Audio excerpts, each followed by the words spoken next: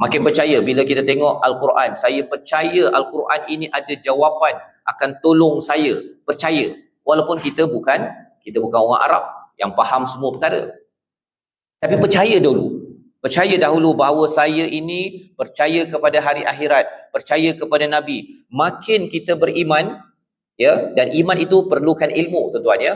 Dalam surah Al-Kahfi Allah cakap pada ayat 5 itu, ma lahum bihi min ilm wala li abaihim. Mereka orang-orang Kristian itu tak ada ilmu. Mereka ikut nenek moyang mereka, nenek moyang pun tak ada ilmu. Jadi iman kita perlu berasaskan ilmu. Tuan-tuan hadir majlis ilmu begini, dia akan meningkatkan iman. Dalam surah Al-Anfal, kalau baca Al-Quran, dibacakan ayat Al-Quran, bertambah iman.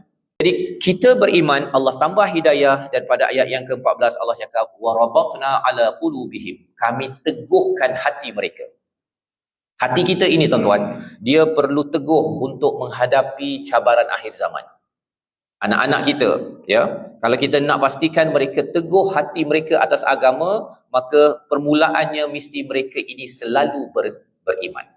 Apakah cara, ya, panjang-panjang dalam surah Al-Kahfi ini bercerita tentang jaga agama, peristiwa Ashabul Kahfi, jaga agama, jaga iman. Maka Allah buat dua kesimpulan pada ayat 27 dan 28. Iaitu apa?